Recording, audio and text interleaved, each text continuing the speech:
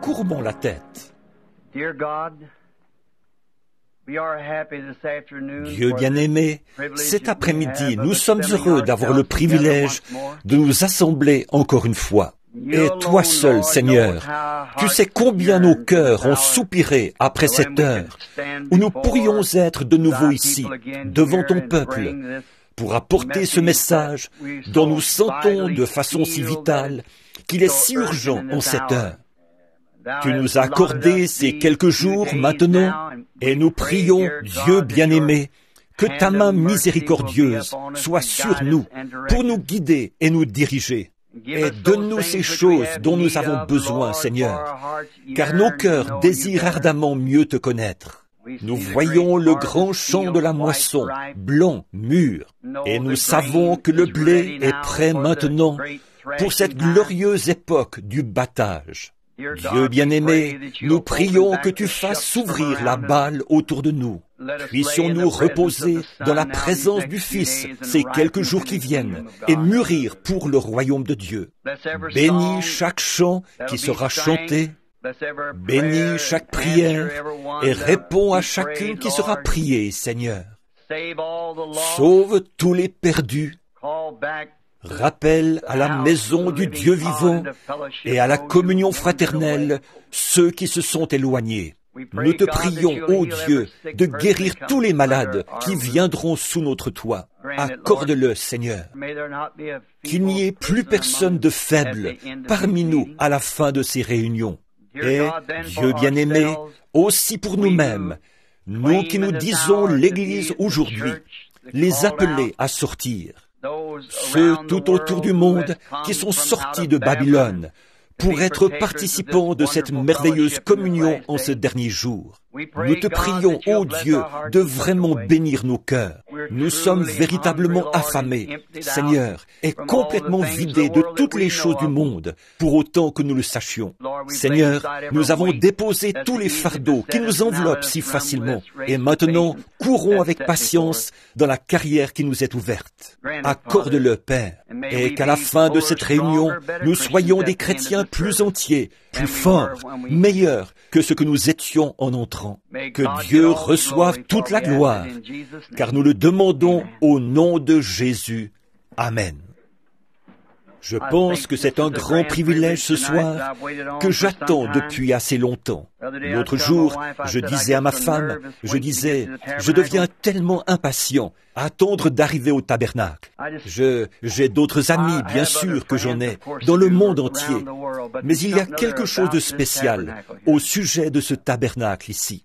J'ai été pris de la poussière de ce coin-ci quand Dieu m'a donné la vie sur terre. Et je pense que, s'il tarde, je serai enterré ici quelque part. Quand il viendra, il me trouvera quelque part par ici. Mais on dirait qu'il y a quelque chose. Quand je pense à Jeffersonville, l'autre jour, je me sentais tellement seul. J'ai dit à ma femme, j'ai la nostalgie. Et je ne sais pas de quoi j'ai la nostalgie, à moins que ce soit ces gens qui prient pour moi.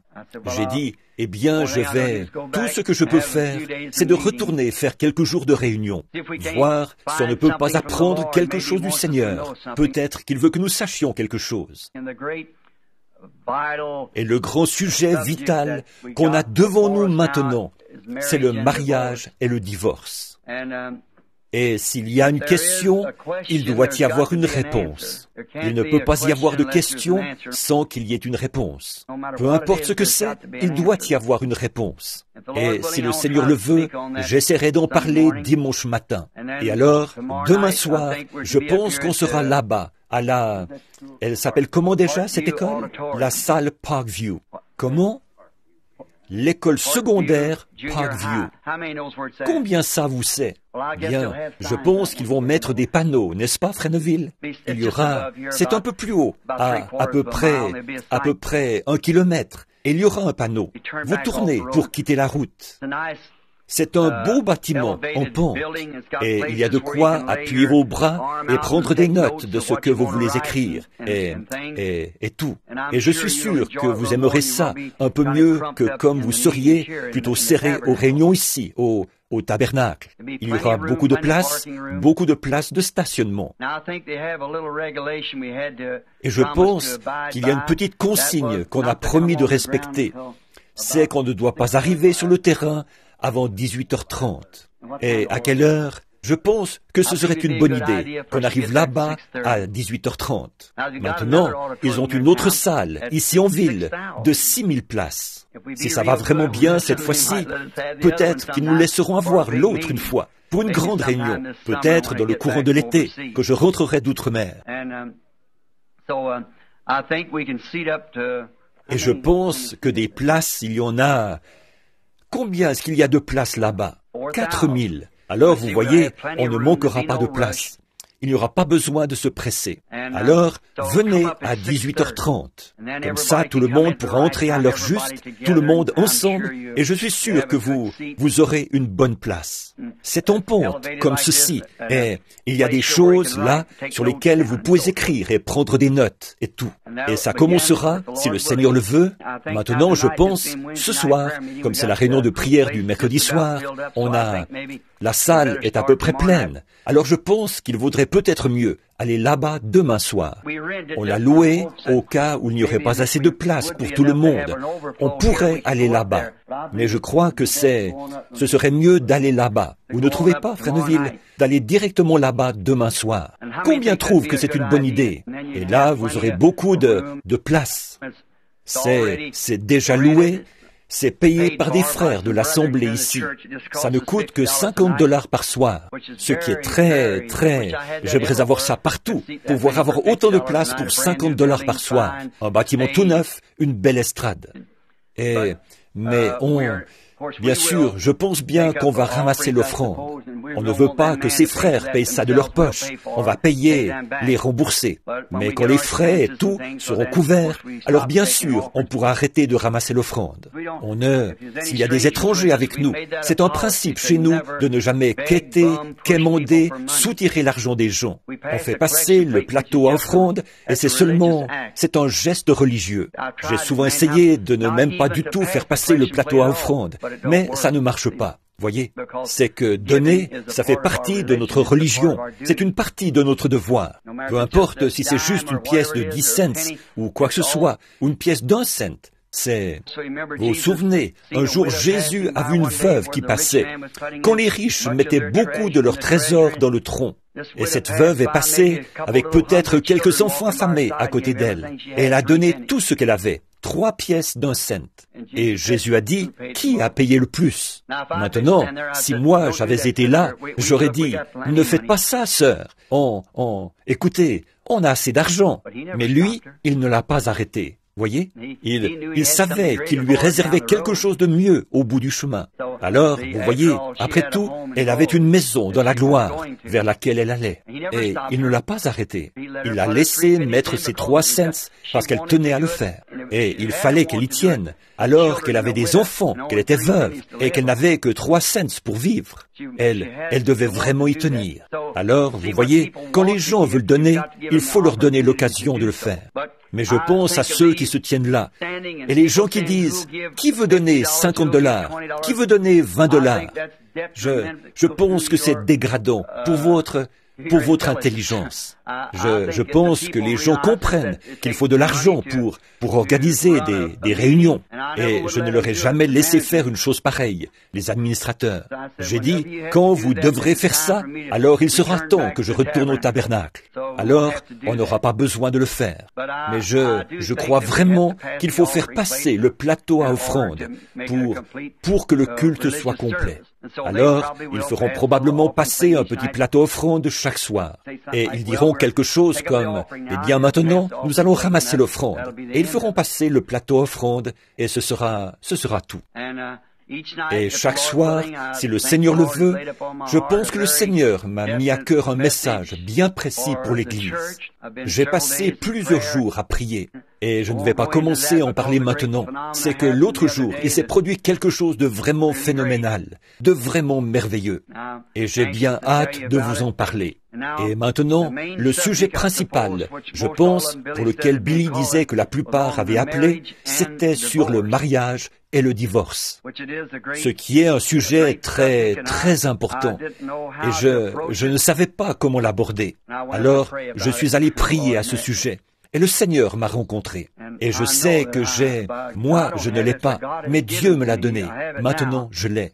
Dieu m'a donné la réponse juste, voyez, et je sais que c'est vrai. Et alors, je ne sais pas encore exactement. Peut-être dimanche, il se peut que je demande à nos sœurs de ne pas venir à la réunion de dimanche. Mais je ne sais pas. Ça dépendra si les femmes mariées veulent venir avec leur mari. Il y a des choses vraiment capitales qui doivent être dites. La vérité là-dessus. Et comment? Alors, nous voulons l'exposer entièrement, comme il faut, par l'ainsi dit le Seigneur. Alors vous l'aurez. Alors, vous connaîtrez exactement la vérité. Et je compte sur lui pour le faire. Et maintenant, j'étais là-bas au restaurant l'autre jour, en train de manger. Et Jerry et les autres vous cherchaient. Il disait, eh bien, un des gars était là. Il disait qu'un type avait dit, je vais m'en tirer pas mal cette semaine. Il disait, ou ces 2 prochaines semaines. Il disait, il y a une réunion ici, du basketball, ou quelque chose comme ça. Il a dit, Branham là-bas va avoir une réunion. Il a dit, j'aurai beaucoup de monde à nourrir. Au Ranch House, un de ces restaurants là-bas. Et ils étaient très gentils. Et je suis très content de vous. Parce qu'ils ont dit tout plein de bonnes choses à votre sujet. Là-bas, au Ranch House, le gérant m'a rencontré l'autre jour. J'arrivais vers les 2h30 du matin de l'Arizona. Et il a dit, eh bien, frère Branham, j'ai entendu dire que vous alliez encore faire une série de réunions. Il a dit, j'ai embauché de la main-d'œuvre supplémentaire, qu'il a dit. Et il a dit, et puis, je veux dire une chose, c'est que ces gens qui viennent de là-bas, ce sont vraiment des gens bien. Là, j'étais vraiment fier de vous. Voyez? Parce qu'après tout, pour moi, vous êtes un peu comme mes chevreaux, et ou mes enfants plutôt. Alors, un chevreau, c'est un bouc, et vous n'êtes pas des boucs. Vous êtes mes agneaux. Qu'est-ce que vous dites de ça? Vous êtes les agneaux du Seigneur, qu'il m'a chargé de nourrir. Et j'ai confiance que qu'il me permettra de le faire. On continue notre chemin. Et là, en ce qui concerne le mariage et le divorce, j'ai toujours voulu en parler, depuis que c'est 7 sceaux. Vous savez, tous les mystères devaient être révélés là-dedans, dans l'ouverture de ces 7 sceaux, tous les mystères de la Bible. Et je me dis que maintenant, comme je commence à me faire vieux, je me dis que je pense que je ferais mieux au moins de le mettre sur bande. Au cas où il m'arriverait quelque chose, alors l'Église se demanderait, on se demande ce qu'il avait à l'esprit. Qu'est-ce qu'il aurait dit? Et tous ces sujets qui ont l'air d'être si difficiles, je pense qu'avec l'aide du Seigneur, je vais tâcher de vous les apporter. Comme ça, s'il arrivait quelque chose et que je doive m'en aller avant qu'il revienne, alors vous aurez l'information. Je pense qu'on a des nouveaux livres qui sont parus. Je vois Sir Vail. Je ne sais pas si le docteur est ici ou pas. Est-ce qu'il est ici, Sir Vail? Il doit être dans la réunion. Je ne le vois pas. Mais, oh oui, tout au fond. Et frère Vail a écrit un livre et je crois qu'aujourd'hui on m'a dit 2. Frère Vail, est-ce que c'est juste? Vous en avez 2 là, maintenant? 2 livres. Maintenant, je ne sais pas. D'après ce que j'ai compris, chaque personne peut en avoir un exemplaire. Alors c'est ce que j'ai compris. Je peux me tromper. Il y a aussi les 7 âges de l'Église qui sont terminés. C'est bien ça, frère Vail? Ils sont sous presse maintenant. Et je suis sûr que vous voudrez vous les procurer, parce qu'ils apportent la réponse à une foule de questions qui vous tenaient à cœur. Et après ça, on va essayer d'avoir les 7 sceaux ouverts, vous savez, en livre, pour que chacun puisse le lire sous une forme qu'ils veulent, qu'ils peuvent comprendre, et qu'ils puissent l'étudier. Je trouve que c'est écrit, si ça D'abord, on l'a pris directement de la bande, comme c'était écrit ou dit. Vous savez, on peut apporter une prédication, c'est une chose, mais rédiger un livre, c'en est une autre. Vous voyez, comme s'il m'arrivait d'effleurer un sujet, comme je vous dirais à vous, vous comprendriez, je dirais, maintenant, la semence du serpent. Vous voyez? Eh bien, maintenant, celui qui lirait ce livre, si on transcrivait ça, il se demanderait, qu'est-ce que c'est que la semence du serpent? Vous voyez? Et il ne saurait pas. Si ça arrivait dans un endroit comme Princeton ou quelque part, alors il penserait qu'on est des gens sans intelligence. Alors, j'ai demandé à Frère Vail de m'aider un peu avec ça et de garder la même idée et d'arranger la grammaire là-dedans. Et je suis certain que ma grammaire à moi, ce serait un mystère pour eux, sûrement. Alors, le Frère Vail est vraiment fort là-dedans. Alors, il est comme un... Et puis, en faisant ça, je pense que notre précieux frère a dû trouver un peu d'inspiration en plus, d'une certaine manière.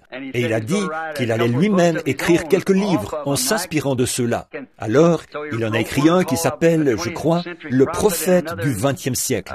Et un autre, L'Église de Laodicée, je crois, ou quelque chose comme ça. Et Billy m'a dit ça ce soir, que je crois qu'il en est arrivé plusieurs milliers aujourd'hui. Quelqu'un les a apportés du Texas. Et comme ça, ils seront ici. Et ils vont annoncer ça, je pense, à combien ils sont. Je pense qu'ils sont déjà payés. Je ne suis pas sûr. Et s'ils le sont, ils vous seront donnés, vous voyez, pour gratuitement. Et nous espérons qu'ils vous plairont. Si oui, serrez la main à Frère Vail, là derrière, et dites-lui combien vous appréciez. Pour moi, je n'ai jamais lu ça. Si je les lisais, je pourrais changer d'avis là-dessus. Alors, je vais essayer de les lire cette semaine, pendant que j'en ai l'occasion, si je peux. Maintenant, comme on est mercredi soir, notre série de réunions commencera officiellement demain soir. Mais je trouvais que, vu que je suis ici parmi vous, je ne pouvais simplement pas rester là-bas à la maison en sachant que vous étiez tous ici. Vous savez, c'est comme quand on a de la famille qui arrive et qu'on se dépêche d'aller les accueillir au bout de l'allée. Vous savez, et j'ai pensé que j'allais tout de suite venir vous souhaiter la bienvenue à Jeffersonville. Et alors, la semaine dernière, non, excusez-moi, c'était il y a à peu près 3 semaines, je suis rentré. J'étais parti j'avais été à des réunions dans tout l'Arizona là-bas, et j'étais rentré pour essayer de me détendre. Alors, je suis parti à la chasse, et j'ai eu le record de l'Arizona pour le plus gros puma. Je l'ai poursuivi sur 32 kilomètres à travers la forêt pour l'attraper. Mais pourtant, quand j'y pense, que je n'aurais jamais cru quand j'étais un jeune garçon, juste pour montrer comment ces choses arrivent. Une petite maison que le Seigneur nous a donnée là-bas pour les mois qu'on passe là-bas, et l'école pour les enfants. J'étais un jeune garçon. Je pense que Jimmy Poole est ici ce soir. Peut-être que son père est ici. Jim le baraquet. On allait à l'école ensemble. Et je me souviens que j'étais assis là, un petit garçon en guenilles, et j'avais des chaussures de tennis avec les orteils qui sortaient. J'empruntais une feuille à l'un, un crayon à l'autre. À l'époque, j'écrivais des poèmes. Et Madame Wood, qui est ici, m'a fait réciter ça cet après-midi. Ça a été enregistré, celui sur ma vieille Ford, vous savez, et il n'est pas mal. Maintenant, elle a dit, eh bien, vous devriez envoyer ça à Monsieur Ford. J'ai dit, il y a trop de vérité, je crois, sur l'avant qui vibre, la boîte de vitesse qui grince, et le volant qui ressemble à un casse-tête chinois. Mais mais j'ai toujours dit que la seule chose que j'avais à faire, c'était de compter les 4 pneus et de la secouer assez pour qu'elle démarre, et puis de monter dedans. Je disais, ce n'était pas mal quand je la démarrais dans une côte. Elle commençait à tirer très lentement, et elle faisait « Je pense que j'y arrive, je pense que j'y arrive, je pense que j'y arrive. » Et puis, de l'autre côté, elle reprenait en faisant « Je pensais bien que j'y arriverais, je pensais bien que j'y arriverais. » Voyez, c'est comme ça qu'on monte cette côte, comme le voyage du pèlerin. Alors, j'avais un petit poème que j'ai écrit, quelque chose comme ceci. Et il disait, maintenant, pensez donc, j'avais seulement une 12aine d'années. Et l'autre jour, j'étais là, je regardais vers le canyon. Et j'étais en train de penser que ce puma serait exposé ici dans mon bureau, derrière une vitrine, dans une vitrine de verre. Je pensais à ce petit poème. Je suis retourné le chercher, quelque chose comme ceci. Pensez seulement comment Dieu... Est-ce que vous croyez que Dieu est dans tout ce qui est inspiré? Dieu doit écrire un chant. Est-ce que vous croyez que Dieu est dans les chants? Jésus l'a dit. Il s'est reporté à David. Ne savez-vous pas ce que David a dit dans les psaumes? Vous savez, pensez à la crucifixion elle-même. David l'a chanté dans le psaume 22. Mon Dieu, pourquoi m'as-tu abandonné? Tous mes os, ils me regardent, ils percent mes mains et mes pieds. Vous savez, et c'était un chant. Les psaumes, c'est un chant. Et cette poésie, regardez bien comme elle s'est accomplie. J'étais assis là, un pauvre gamin avec une feuille de papier empruntée. Je disais, je m'ennuie, oh je m'ennuie de ce lointain sud-ouest, où les ombres tombent au plus bas derrière la montagneuse crête. Je vois un coyote aux aguets, tout autour la brume mauve. J'entends hurler le loup gris dans le pâturage des bœufs. Quelque part dans un canyon, j'entends gémir un puma dans les lointains monts Catalina au bord de l'Arizona. 40 ans plus tard, je me retrouve dans ce même canyon, face à face avec ce puma. Oh Dieu, il y a un pays de l'autre côté du fleuve, quelque part, mes amis. Il est là, c'est tout, c'est certain. Voyez, il y a trop de choses qui en témoignent. Toutes ces choses ne sont pas que des mythes. Elles sont réelles. Ce sont des réalités. Je suis si heureux d'être ici ce soir, d'être avec ces gens avec lesquels je m'attends à vivre pour toujours là-bas, où il n'y aura plus ni maladie, ni mort, ni séparation. Et voyager ne sera plus rien pour nous à ce moment-là. Maintenant, je trouve qu'aucune réunion n'est complète sans qu'on lise la parole et qu'on fasse un petit... Frère Neville, je me suis avancé tout bonnement. Billy m'avait dit que vous vouliez que je prêche. C'est bien ça, Frère Neville? Je prends peut-être un peu trop de liberté, mais ça m'a fait tellement plaisir.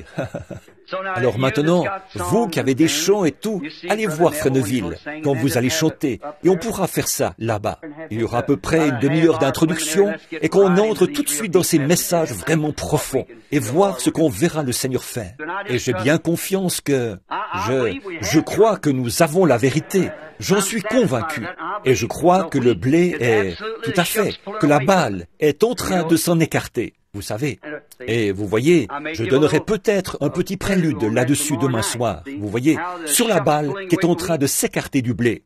Mais le blé doit reposer dans la présence du Fils pour mûrir. Et c'est pour ça qu'on est ici, mes amis. Pour rester dans la présence du Fils, jusqu'à ce que notre petit groupe de gens ici, jusqu'à ce qu'il soit tellement mûr pour Christ qu'il devienne du pain sur sa table. Voilà ce que je veux. Et maintenant, avant d'aborder la parole, après avoir récité des poèmes et tout, prions encore. Ensuite, nous prendrons notre sujet. Bien-aimé Jésus, aide-nous maintenant ce soir pour ces quelques mots, comme nous nous attendons à toi. Et nous prions que ta grâce et ta miséricorde soient avec nous, Seigneur, et attendris nos cœurs.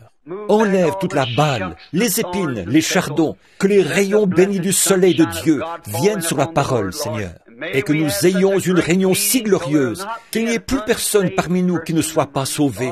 Tous les enfants seront dans le royaume de Dieu. Ceux qui n'ont pas le baptême de l'Esprit, qu'ils le reçoivent, Père. Que tous les grands mystères que nous devons connaître dans cet âge, Seigneur, nous soient dévoilés. Et nous verrons Dieu clairement. Ainsi nous saurons comment nous comporter et comment agir, en nous corrigeant et en soumettant les membres de nos corps par la discipline de la parole, afin que nous sachions comment nous devons vivre en ce jour-ci, alors que le Seigneur Jésus est proche. Alors que je lirai de ta parole ce soir, Seigneur, il se peut qu'à cause de mon peu d'instruction, je réussisse à lire certains mots et peut-être que j'en prononce mal d'autres. Mais Seigneur Dieu, toi seul peux en faire sortir le contexte. Tu es le seul qui puisse le faire. Il n'y a aucun moyen pour qu'un être humain puisse jamais y arriver. C'est entre tes mains, Seigneur. Alors, donne-nous chaque soir ces choses qui sont cachées dans ta parole, afin que nous soyons de meilleurs chrétiens et que nous vivions comme il faut à l'heure où nous sommes, comme des chrétiens modèles. Nous le demandons au nom du Seigneur Jésus. Amen. Maintenant, beaucoup d'entre vous, dans vos Bibles, j'aimerais que vous preniez le livre de Jonas. On parle tellement souvent de ce que Jonas était rétrograde et tout. J'ai toujours pris le parti de Jonas. Je ne crois pas que Jonas était rétrograde. Je ne crois pas ça. Je crois simplement que, des fois, on l'utilise pour dire de quelqu'un, c'est un Jonas. Mais j'en ai déjà parlé d'une autre manière. J'ai dit ce que je pensais là-dessus, Jonas, ce qui était arrivé. La parole de l'Éternel fut adressée à Jonas, fils d'Amittai, en ces mots: Lève-toi, va à Ninive, la grande ville, et crie contre elle, car sa méchanceté est montée jusqu'à moi. Et Jonas se leva pour s'enfuir à Tarsis, loin de la face de l'Éternel. Il descendit à Jaffo. Et il trouva un navire qui allait à Tarsis.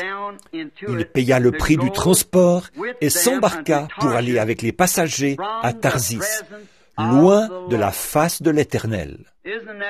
Quelle triste fin! Un homme qui fuit la face de l'Éternel. Et c'est mon sujet. Maintenant, d'abord, nous voulons penser à ceci. Jonas était la principale raison, je crois, pour laquelle il a fait cette chose extraordinaire, là. C'est parce que Jonas était juif.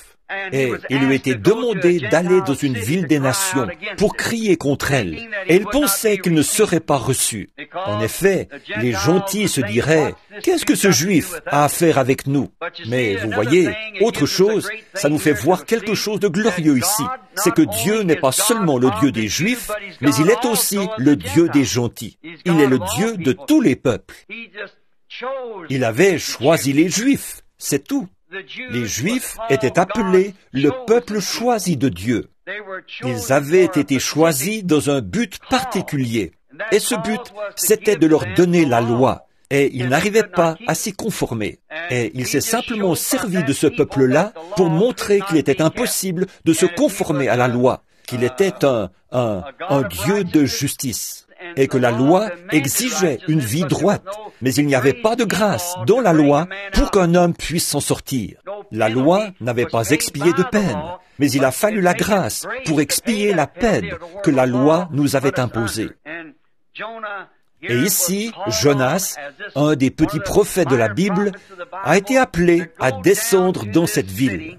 Et là, on voit un exemple de nous tous. Chacun d'entre nous, on fuit toujours quelque chose. On fuit les difficultés, on fuit les responsabilités. On a tous tendance à faire ça. On est plus porté à fuir qu'à rester là et à faire face. Vous voyez, c'est simplement on se met à fuir. Des fois, on est porté à fuir le travail. On ne veut pas travailler. Il y a des gens qui s'imaginent simplement qu'ils peuvent gagner leur vie sans travailler. Mais je pense, c'est Salomon qui a dit que c'est là qu'on peut trouver la réponse, en observant une fourmi. Vous savez, une petite fourmi. On m'a dit que si cette fourmi, chacune, si elle ne travaille pas pour faire des provisions, cette fourmi ne mange pas non plus cet hiver-là. Alors chacun doit travailler. On a tellement de choses qu'on doit faire, tellement de responsabilités auxquelles on doit faire face. Tout le monde doit faire face à une certaine responsabilité. Quand vous allez pour choisir votre épouse, pour vous marier, ou choisir votre mari, vous devez prendre une responsabilité. Et alors, vous devez vous souvenir, peut-être que vous construisez une maison, une belle maison, jolie. Et alors, souvenez-vous, en tant que femme mariée, vous devez penser à la responsabilité d'élever des enfants. Et vous devez penser que ces beaux murs bien lisses seront pleins de traces de petites mains sales. Ensuite, vous avez la responsabilité d'éduquer vos enfants. Vous avez la responsabilité de les vêtir, de les nourrir. Tout est une responsabilité. Et c'est si facile, quand les responsabilités sont devant nous, de les esquiver. Et on découvre que le mariage est une responsabilité à tous les points de vue. Même, très souvent, on trouve, ce n'est pas facile à dire, mais c'est vrai, que des serviteurs de Dieu, souvent, esquivent une responsabilité de prendre position pour la vraie parole de Dieu quand ils y sont confrontés. Ils esquivent cette responsabilité. Quand nous, les êtres humains, on est confrontés à la vérité de la parole de Dieu, on a tendance à reculer jusqu'à la dernière limite. Je viens juste d'avoir une conversation avec mon petit-neveu là-bas. il est catholique.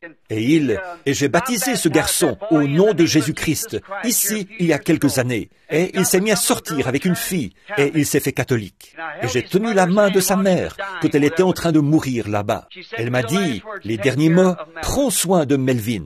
Et dernièrement, il a eu des songes. Il ne peut simplement pas, chaque jour, la semaine passée, il a eu des songes. Il a dit, j'entrais dans ton église, oncle Bill, et tu étais là, debout en train de prêcher. J'accourais pour me mettre à faire une confession. Je me réveillais. Il a dit, j'ai eu tort. Je lui ai dit, Melvin, tu n'as pas besoin d'interprétation pour ça. Ta place, c'est là-bas. C'est là que tu dois être. C'est ça, vous voyez. Mais d'assumer des responsabilités, parfois, ça nous écorche de faire ça. Et comme père, d'assumer la responsabilité de donner une correction à votre enfant. Ces petits-enfants, vous ne voulez pas faire ça. Mais en tant que père ou que mère, vous devez assumer la responsabilité d'élever cet enfant. Parce que la Bible a dit, ménage la verge et tu gâteras ton fils. Et ça tient encore bon aux yeux de chaque psychologue qu'il y a dans le monde. Ça reste toujours la vérité de Dieu. S'il y avait eu plus de ça mis en pratique, on n'aurait pas eu tant de délinquance juvénile et tout ça, et la pourriture qu'on a dans le monde aujourd'hui. Mais la vieille règle d'or du foyer a été transgressée il y a longtemps et laisse les enfants faire tout ce qu'ils veulent. Mais, comme je disais, même des prédicateurs, ils vont être confrontés à la vérité et ils vont s'en détourner. Vous voyez, ils sentent qu'il y a quelque chose, qu'ils ne veulent pas l'assumer. Souvent, des gens sont venus me voir en disant, je sais que c'est vrai, frère Branham, mais si je faisais ça, ils me mettraient à la porte de l'église. Et alors, si vous ne le faites pas, c'est là-haut que vous serez mis à la porte. De toute façon, vous devez être mis à la porte quelque part. Voyez? Alors, vous faites mieux d'y faire face, au lieu de fuir et de dire, eh bien, je vais aller ici, je n'y retournerai pas. Retournez-y, c'est sûr, écoutez-en encore. Sondez les Écritures. Jésus a dit, sondez les Écritures, parce que vous pensez avoir en elles la vie éternelle. Ce sont elles qui rendent témoignage de moi. Mais on découvre que les gens ne veulent pas faire face à ça. En étant amenés dans la présence de Dieu et de voir quand Dieu a fait une promesse et Dieu est tenu par cette promesse. Et quand il fait s'accomplir cette promesse, alors les gens ont peur de faire face à la responsabilité d'assumer le message de l'heure. On trouve ça partout. Qu'en est-il de vous les luthériens? Combien de luthériens ont eu peur? De gens ont eu peur d'assumer la vérité de Luther quand il est venu avec la justification. Regardez ce que ça vous a coûté, peut-être votre propre vie, de sortir et de confesser ouvertement Jésus-Christ et de devenir un luthérien. Regardez, vous, les méthodistes, comment c'était autrefois. On vous appelait des exaltés.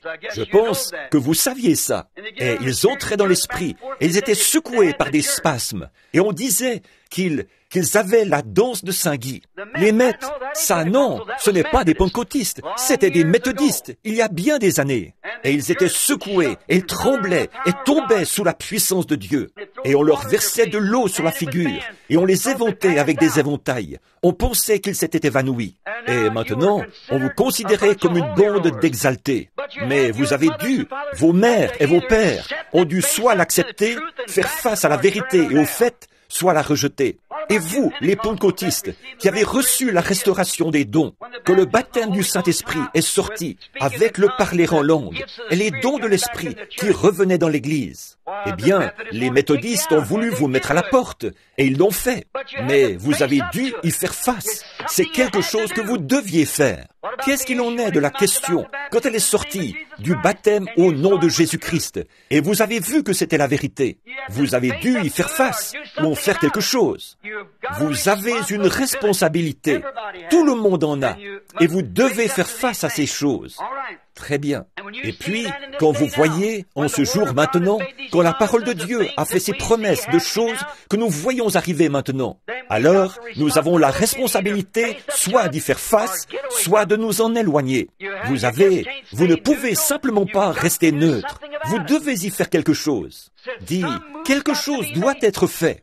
Vous ne pouvez pas entrer par la porte de cette église et ressortir la même personne que quand vous étiez entré. Vous êtes soit plus loin moins, soit plus près de Dieu, chaque fois que vous entrez ou que vous sortez. Oh, comme c'est facile pour les gens d'esquiver ces choses. Et je veux qu'on pense à celle-ci quand on commencera la série de réunions officielles demain soir. C'est que je veux que vous remarquiez que quand on se trouve devant quelque chose, s'il y a une question à ce sujet, il doit y avoir une réponse.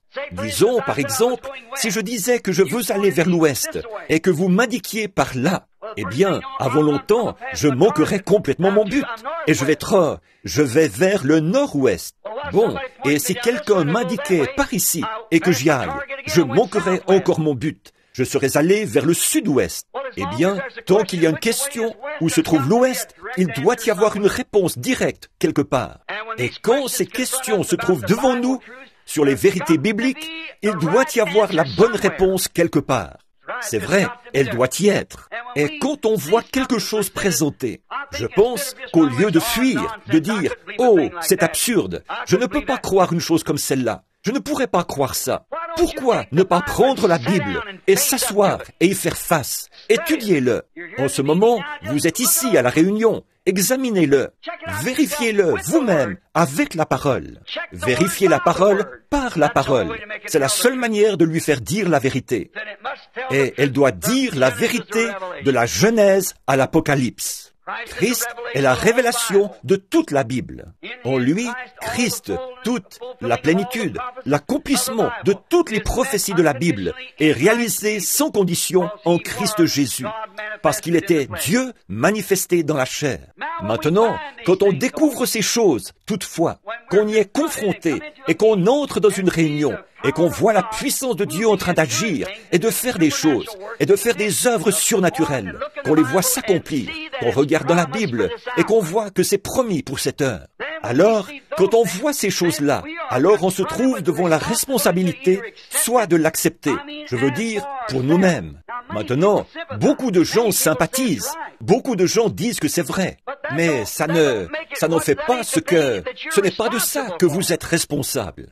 Comme j'ai dit, et si j'étais un jeune homme et que je cherchais une épouse pour me marier et qu'il y avait ici une jeune fille qui ait toutes les qualités que je trouve nécessaires à une femme, eh bien, côté moral, c'est une reine, est charmante, et un bon caractère, une vraie chrétienne, tout ce que je peux espérer pour me faire une bonne épouse.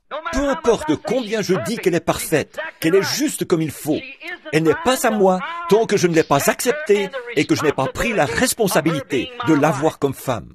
C'est la même chose avec le message. Vous pourriez dire, c'est vrai, ou ceci, cela, ou autre chose, et dire, je sympathise avec. Je crois que c'est la vérité, mais vous devez l'accepter et doit devenir une partie de vous, et vous une partie de lui. Vous devez... Alors, il est à vous. Quand vous épousez cette femme que vous avez choisie, c'est là que vous devenez un. Et c'est comme ça que vous êtes avec Christ. Quand vous le voyez manifesté et rendu réel, alors vous êtes une partie de lui, et il est une partie de vous. Et ensemble, vous êtes une partie du message. Oh, combien on a de navires dénominationnels qui vont à Tarsis pour les jeunesses de ces jours-ci. Il y en a 900 et quelques de navires qui prennent le chemin de la facilité. Ils ne veulent pas y faire face. Jonas ne voulait pas faire face. Le fait d'aller vers les non-juifs. Il ne voulait pas leur apporter ce message cruel là-bas. Dans 40 jours, vous périrez si vous ne vous repentez pas. Ça le rebutait. Et il se disait, ces non-juifs, on ne sait pas à quoi s'attendre de leur part. Mais il devait y faire face. Vous voyez, seulement il a pris le bateau de la facilité et il est allé à Tarsis. Il est descendu au fond du bateau et il s'est endormi. Il a choisi le chemin de la facilité. C'est un chemin facile. C'est un chemin qui a du succès auprès des gens. C'est facile de prendre le chemin où tout le monde vous passe la main dans le dos et dit que vous êtes un brave type. Et voici un tel, où le monde vous tient en haute estime. C'est facile de suivre le chemin du plus grand nombre. Mais quand vous devez faire quelque chose de différent, quand vous devez vous tenir à votre conviction de ce que vous savez être la vérité, c'est là qu'il y a la partie difficile. C'est là que les frictions arrivent. C'est en plein là. Oh, comme on a souvent chanté ce vieux cantique, qu'il est facile, quand on navigue sur une mer calme, de se confier dans la force du grand bras de Jéhovah. Mais, oh, que les vagues se mettent à souffler, que le vent souffle et soulève les vagues. Alors, qu'est-ce que vous faites? Quelque chose comme on m'avait raconté une fois qu'une dame avait dit. À l'époque des voitures à cheval, elle a dit que le cheval s'était emballé avec elle en rentrant de l'église. On a dit, qu'est-ce que vous avez fait? Elle a dit, j'ai fait confiance au Seigneur jusqu'à ce que les rênes lâchent. Eh bien, c'est là le moment de faire confiance au Seigneur, après que les rênes ont lâché. Vous faites confiance aux rênes jusqu'à ce qu'elles aient lâché. Oui. Et alors, on découvre qu'il y a beaucoup de chemins faciles, de bateaux qui vont à Tarsis.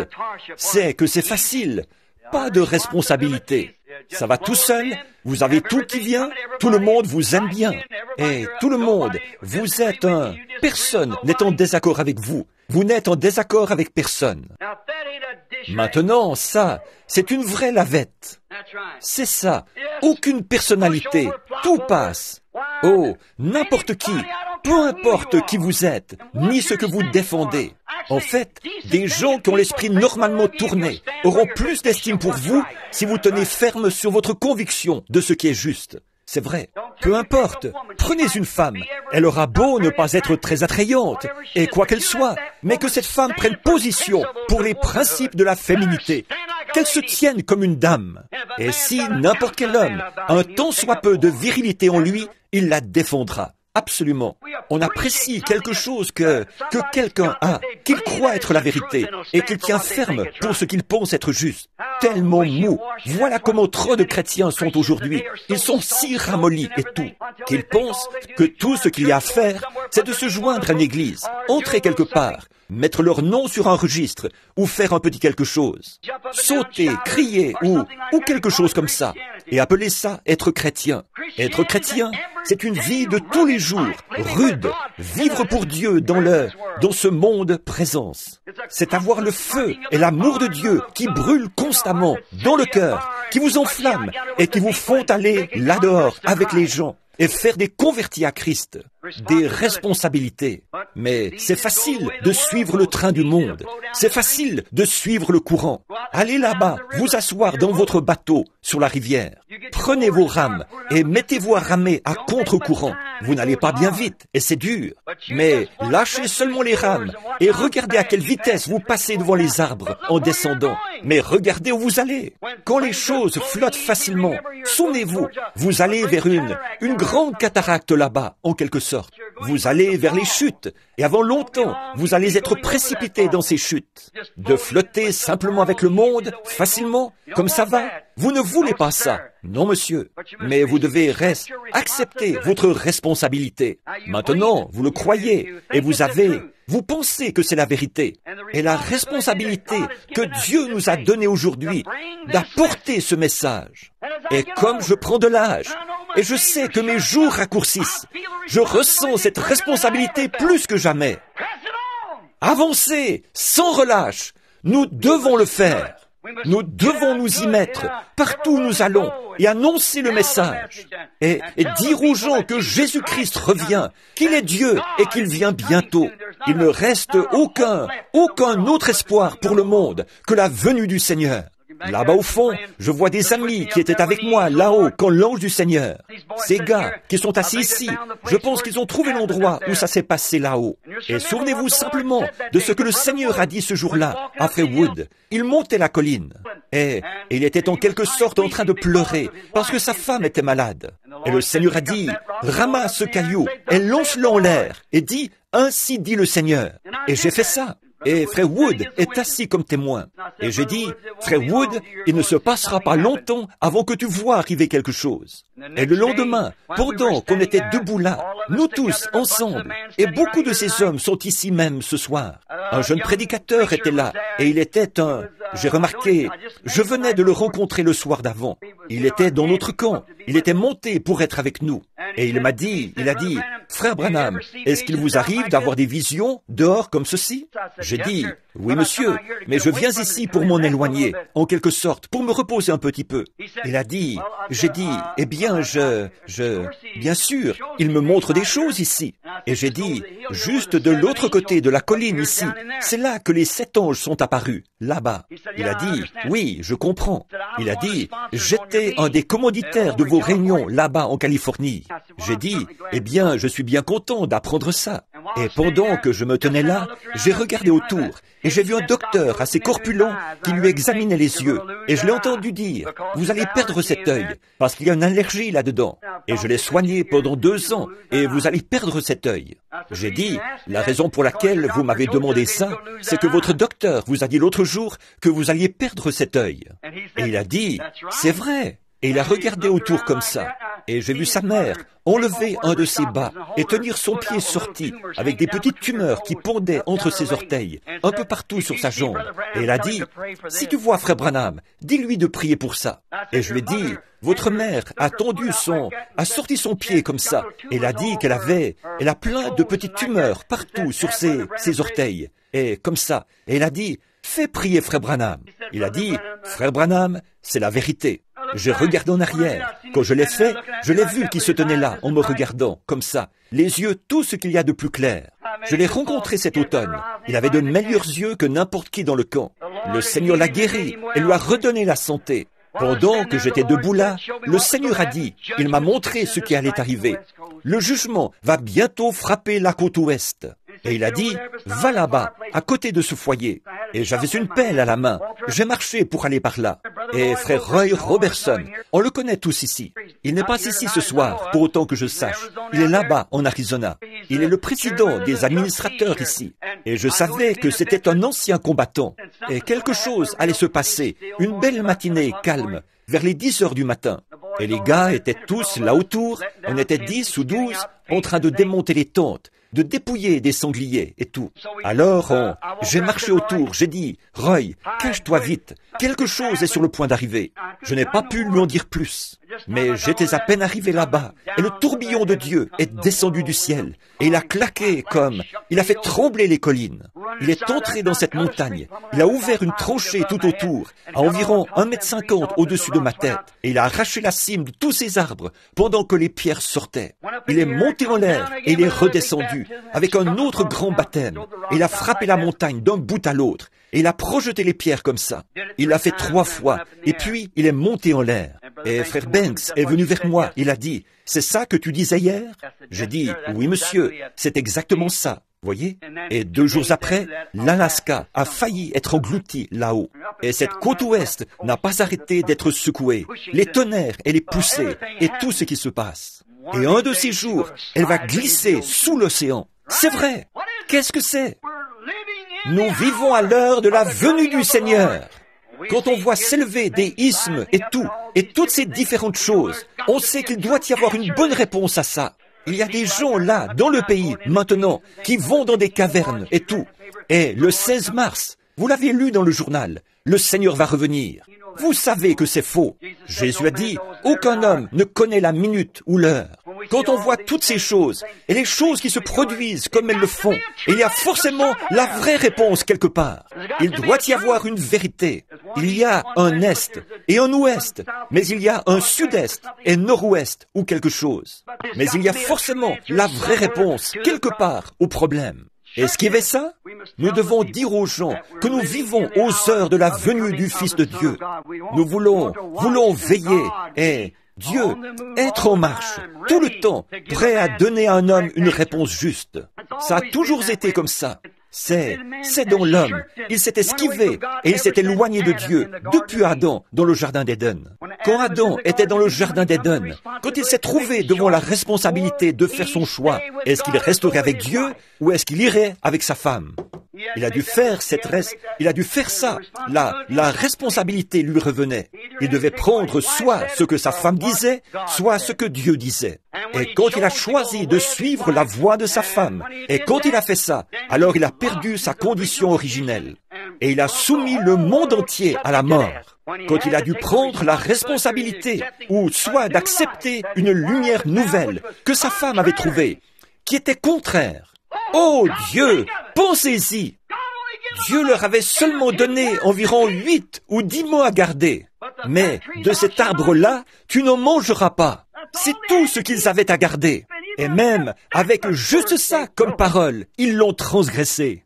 Alors Adam a dû faire face. Est-ce que je vais faire ce que ma femme m'a dit de faire, ou est-ce que je vais faire ce que Dieu m'a dit de faire? Et il s'est éloigné, les yeux ouverts. Il devait prendre la responsabilité. Ça a précipité la race humaine tout entière dans la mort. Alors, cet autre Adam est venu, qui était Christ. Il n'y a jamais eu quelqu'un comme lui.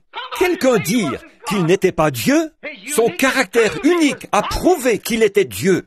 Il n'y a jamais eu une créature qui a vécu comme lui. Il vivait dans un monde à lui. Il est né en dehors du domaine naturel. Alléluia! Il est le Créateur lui-même fait chair. Qui aurait jamais pu se tenir où il s'est tenu? Qui a jamais parlé comme lui?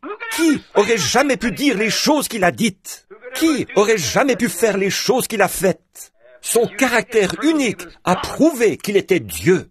Il n'y a aucun prophète ou quoi que ce soit d'autre qui aurait pu faire ce qu'il a fait, qui aurait pu appeler les morts à sortir de la tombe, qui aurait pu arrêter le ciel et faire tout ce qu'il voulait. Il était Dieu. Qui aurait jamais pu prendre sa place? Qui pouvait-il être d'autre que ce Dieu parfait, immortel, qui a été fait chair et qui a habité parmi nous? Il n'y a jamais rien eu qui lui soit comparable. Il vivait dans un monde à lui. Aucun homme n'a jamais parlé comme lui. Dès qu'il ouvrait la bouche, il y avait quelque chose là qui était différent de n'importe qui d'autre. Quelqu'un a dit qu'il était seulement un homme ordinaire. Je proteste. Il était Dieu. Voilà ce qu'il était. Car aucun homme n'a jamais parlé comme lui. Aucun homme n'aurait pu parler comme lui. Parce qu'il était la parole vivante elle-même, faite chair, la manifestation de la plénitude de Dieu. Je l'admets, les prophètes avaient leur message. Ils l'avaient à l'époque. Ils l'ont aujourd'hui. Mais là, il y avait dans son corps la plénitude de la divinité manifestée là. Il était l'unique. Et c'est lui qui a dû affronter la question. Avec toute la puissance qu'il avait, il aurait tout à fait pu être le roi du monde.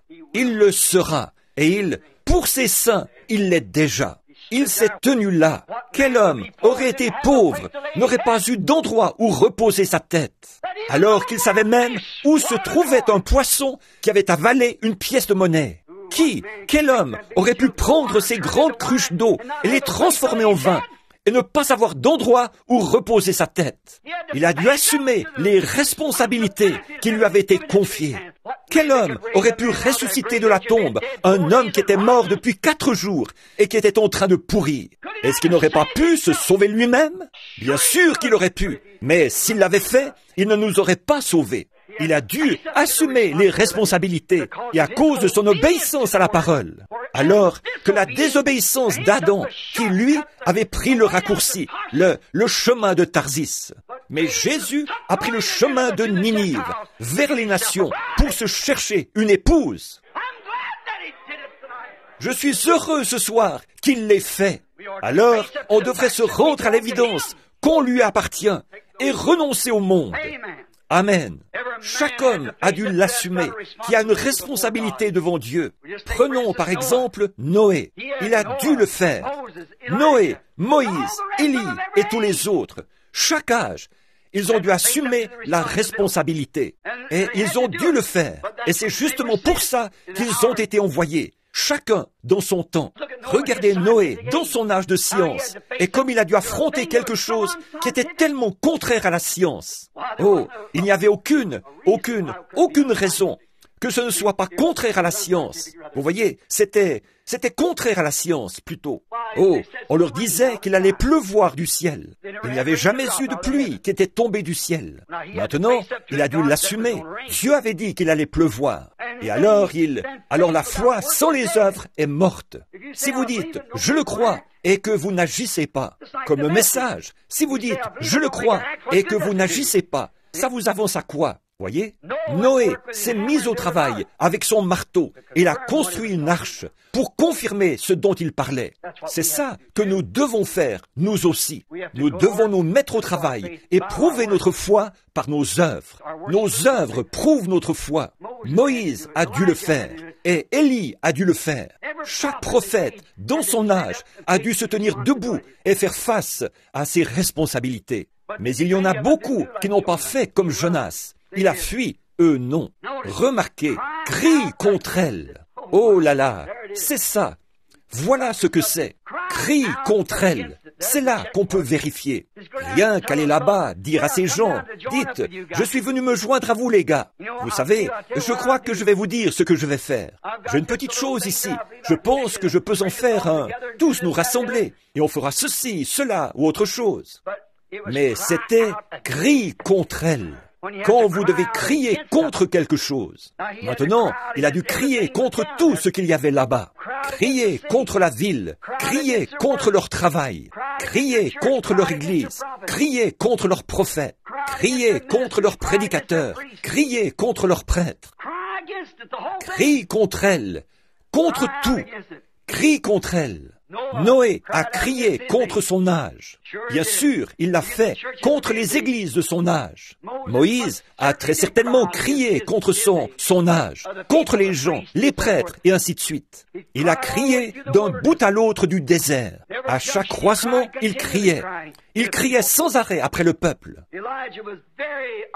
Élie était très mal vu dans son jour parce qu'il criait contre cet âge-là. Il l'était certainement. Jean-Baptiste était très mal vu dans son âge. Il a crié contre son âge. Il a dit au roi, le potentat du pays, il avait épousé la femme de son frère. Il a dû prêcher sur le mariage et le divorce un matin. Alors, il a crié contre ça. Il a dit, il ne t'est pas permis de l'avoir. Ça lui a coûté d'avoir la tête tranchée plus tard. Mais il a crié et il est resté à son poste. Il n'a jamais pris le bateau pour Tarsis en disant, eh bien, je veux bien être d'accord avec toi, Hérode. C'est bon, puisque tu trouves qu'elle est gentille, qu'elle est une bonne épouse pour toi. Vas-y. Oh, miséricorde. C'est lavette, vous voyez, oui, n'importe quelle petite chose. Ça, ce n'est bon rien qu'à nettoyer des assiettes sales. Mais remarquez, Jean n'était pas comme ça. Il a pris le taureau par les cornes. Il a dit, il ne t'est pas permis de l'avoir. Oui, monsieur. Et il s'est élevé contre ça. Ils n'ont pas fui. Jean ne l'a pas fait. Ils sont restés là. Et ils ont regardé les choses en face. Une fois, Moïse a essayé de fuir comme Jonas. Mais Dieu l'a ramené. Beaucoup d'entre eux ont essayé d'y échapper. Ils se mettaient à... Mais écoutez, si Dieu vous a appelé et que vous êtes sûr que Dieu est dans le message, rien ne pourra vous faire reculer. Ça n'a pas fait reculer Jonas. Non, monsieur. Amos, il y a bien longtemps, s'était crié. Il a dit, le lion a rugi. Qui ne serait effrayé? Dieu a parlé. Qui ne prophétiserait? Qui ne prophétiserait? Quand on voit Dieu parler et dire qu'une certaine chose va arriver, et la voilà qui arrive. Un lion rugit. Tout le monde a peur. Oui, monsieur. Si vous en avez déjà entendu un rugir dans la jungle, vous pouvez entendre ceux-là qui miaulent dans les cages, par ici, de ces lions apprivoisés. Mais vous devriez une fois en entendre rugir un vrai, un sauvage. Ça fait tomber les pierres de la montagne, à 500 mètres de là. Je ne comprends pas comment tant de vacarme peut sortir de ses poumons. Et il baisse la tête, sa crinière s'ébouriffe. Je n'ai jamais rien entendu. C'est comme un coup de canon quand il fait sortir ce grand rugissement de ses poumons. Qui pourrait ne pas avoir peur? On dit que si jamais vous êtes tué par un lion, c'est sans douleur. Il vous fait mourir de peur avant de vous attraper. Vous voyez, vous ne le sentez pas. Il vous épouvante par ce gros rugissement féroce et le voilà sur vous en une fraction de seconde. Il a dit, le lion a rugi. Qui ne serait effrayé? Dieu a parlé. Qui ne prophétiserait? Quand vous voyez Dieu faire quelque chose, vous dites, il se peut que je ne sois pas prophète. Jonas a dit, il se peut que je ne sois pas prophète, ni fils de prophète, mais Dieu a parlé. Qui ne prophétiserait? Il se peut que je ne sois pas prophète. Il se peut que je ne sois pas ceci, cela ou autre chose. Quand je vois Dieu faire quelque chose, et que je le vois ici dans la parole, et qu'il l'a promis, qui peut se taire et rester tranquille? Bien sûr, il l'a fait. On ne peut pas non plus se cacher derrière des credos et tous ces groupes ici et descendre à Tarsis. On ne veut pas aller avec ces groupes. Mais il y en a beaucoup, comme Adam, qui font la même chose. Ils essayent de se faire un substitut, en quelque sorte. Ils cherchent un moyen de s'en sortir. Et ils se font un substitut pour affronter Dieu. Une fois qu'ils savent qu'ils ont tort, quand ils ont été confrontés à la vérité, il a suivi sa femme et il a fait exactement ce que Dieu lui avait dit de ne pas faire. Il a avancé tout droit et il l'a fait quand même. Alors, il s'est retrouvé nu, elle et lui, tous les deux, dans le jardin d'Éden. Leurs yeux se sont ouverts. Ils savaient ce qui était bien et ce qui était mal à ce moment-là. Et là, il a essayé de trouver un substitut pour se couvrir avec ça. Maintenant, c'est à peu près comme ça qu'on fait aujourd'hui. Une excuse. On dit, eh bien, je vais te dire, si c'était ici, ou si ceci, ou si. C'est comme, voyez, mais vous devez faire face à la chose. Ou bien c'est juste, ou bien c'est faux. Et si c'est juste, qu'on s'en tienne à ça. Si c'est faux, qu'on s'en éloigne. C'est tout. Trouvez ce qui est juste. Pas question d'attendre plus longtemps. Trouvons tout de suite ce qui est la vérité et ce qui est juste, et qu'on s'en tienne à ça. Nous savons que c'est vrai. Maintenant, nous trouvons aujourd'hui que les gens sont tellement... On dirait qu'il n'y a plus aucune sincérité dans les églises. Là-bas, on habite dans la maison d'une précieuse sœur qui vient à l'église ici. Elle est probablement assise ici ce soir. Et elle la loue assez aux gens. Et elle a été vraiment très gentille avec nous pour cette maison, de nous laisser avoir la maison. Alors, je mentionnerai bien son nom, mais elle ne voudrait peut-être pas que je le fasse. Et elle a été si gentille avec nous, et on ne voudrait surtout pas la dénoncer. Mais elle a été une femme très, très gentille. Et dans la maison, il y avait une télévision, là, dans un coin. On a une petite, des maisons jumelées. J'ai une grande famille, et pas mal d'enfants, et vous savez, il leur faut des lits. Il y en a plein, et des tas d'affaires dessus. Alors on doit enjamber ceci et cela, quand on entre et quand on sort. Et alors là-bas, il y avait une télévision. Et sur cette télé, le dimanche matin, ces enfants se sont mis à regarder un genre d'émission où on chante des cantiques. Vous savez, il y aurait presque eu de quoi vous faire honte s'il n'y avait pas un vrai christianisme quelque part, sur lequel vous puissiez mettre la main, de voir ce que les gens appellent le christianisme. Oh, on dirait qu'il n'y a plus aucune sincérité là-dedans. Oh, on dirait qu'ils ne... Oh, c'est affreux de les voir brandir le poing et se battre à l'écran, tout en essayant de chanter des cantiques et tout ça. Ils font des blagues que même un marin ne ferait pas. Ils disent tout ce qui leur passe par la tête. Ils plaisantent, ils font n'importe quoi. Vous savez, on dirait que le caractère sacré du christianisme a perdu sa place. Maintenant, je vais à l'église et je vois le pasteur monter sur l'estrade et annoncer qu'il va y avoir un concours de natation. Toutes les femmes vont mettre leur maillot de bain. Elles vont toutes aller là-bas. Il va y avoir un concours de natation pour les femmes. Et il va y avoir un genre de fête. On va faire plein de poulets frits et jouer au loto et des tas de choses comme ça. À mon avis, ça enlève la vraie sincérité du christianisme. On se permet n'importe quoi. En venant ici, j'ai remarqué, vous savez, on voit plus de nos sœurs porter des shorts ici où il fait froid qu'on en voit là-bas où il fait chaud. Voyez, c'est vrai. Là-bas où il fait vraiment chaud, il n'y en a pas tellement qui en portent. Mais ici où il fait froid, elles le font. Vous voyez, elles ne se rendent pas compte que c'est le diable qui fait ça. Voyez? Maintenant, si c'était pour être bien, pour être plus à l'aise, ce serait autre chose. Sur un homme, je trouve que c'est affreux à voir sur un homme. Mais on ne ferait pas attention à un homme. Mais la femme, son corps est sacré. Elle doit le garder sacré. Et de voir des vieux, on peut voir, les gens aujourd'hui, il y a deux esprits. Et l'un d'eux, c'est le Saint-Esprit. L'autre, c'est un esprit malsain. Et c'est par ça qu'on est gouverné. Et ils sont tous les deux religieux. Et oui, c'est ça qui est étonnant. Ils sont tous les deux religieux. Comme Jacob et Ésaü, tous les deux religieux. Comme Caïn et Abel, tous les deux religieux. Comme Judas et Jésus, tous les deux religieux. Et on le voit aujourd'hui, religieux des deux côtés. Vous voyez, c'est le même esprit. Les gens meurent, mais l'esprit ne meurt pas. Ils continuent, tous les deux religieux. Il y a un côté qui possède le Saint-Esprit. Ceux-là vivent la vie qu'ils doivent vivre. Et ils marchent dans la piété et l'honnêteté. Ils ne vous rouleraient pas d'un centime. Et ils font tout aussi honnêtement qu'ils peuvent pour vous aider. Et les autres vont aussi gentils qu'on peut l'être. Et les autres, on voit, c'est tout à fait l'inverse. Et pourtant, tous les deux sont des esprits religieux. Les deux. L'un, le Saint-Esprit, et l'autre, un esprit malsain. Et si vous remarquez, même s'ils se disent religieux, ils vont se moquer de vous. Ils vont vous traiter d'exaltés. Ils font tout ce qu'ils peuvent. Ils ne tiennent pas compte de l'immuable parole de Dieu, comme si elle n'avait jamais été écrite. Voyez, vous avez beau dire, bon, écoutez, si le baptême, mais j'ai le Saint-Esprit. Et vous êtes là, un cigare à la main, en train de fumer? Oui, j'ai le Saint-Esprit. Moi, je ne pense pas que ce soit mal de prendre un petit verre. Moi, je ne pense pas que... Voyez? Et vous avez remarqué? Moi, je ne pense pas. Mais Dieu, lui, il pense autrement. Vous voyez? D'après sa parole. Voyez? Et ce qu'ils font, en fait, c'est qu'ils crachent dessus. C'est tout à fait ça.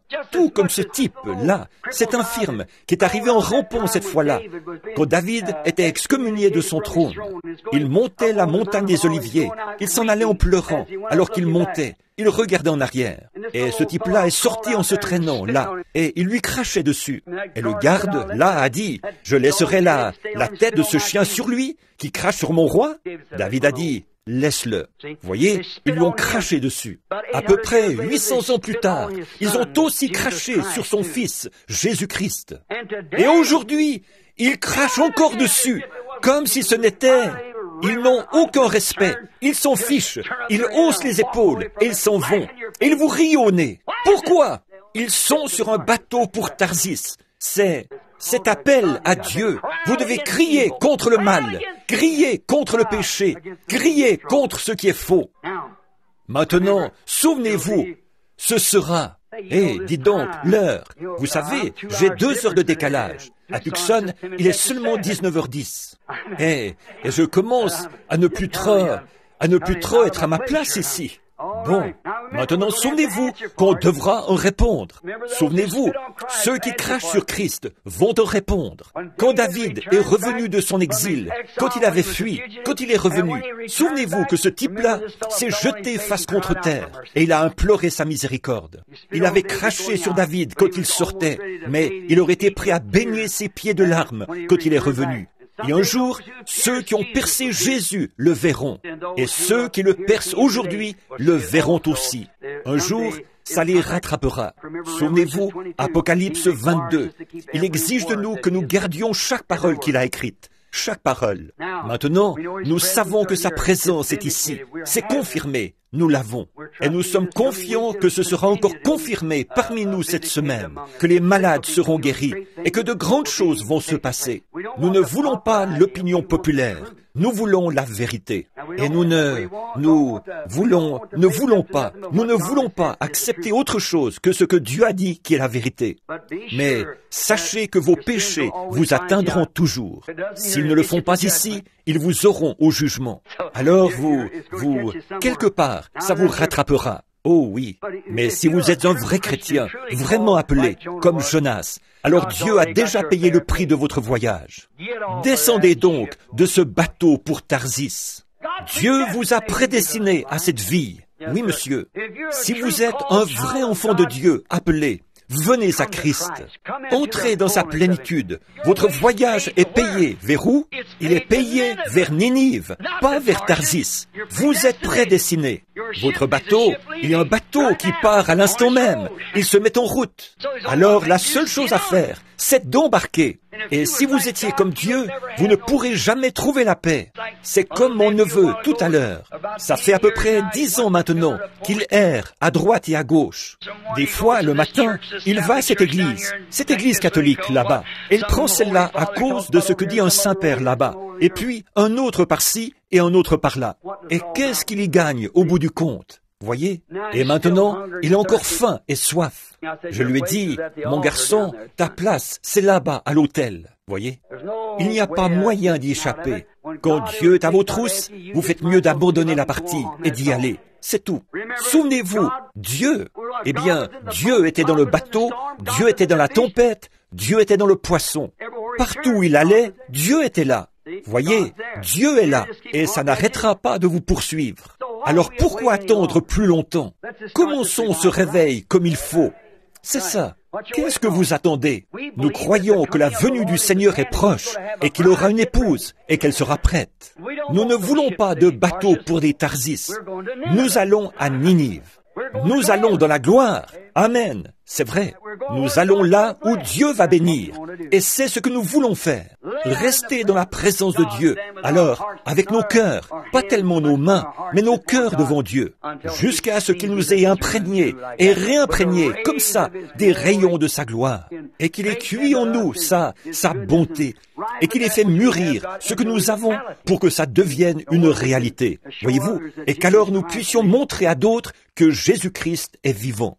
Oh là là, nous voulons croire ça. Et souvenez-vous, partout où Jonas allait, Dieu était dans le bateau, Dieu était dans la tempête, Dieu était dans le poisson.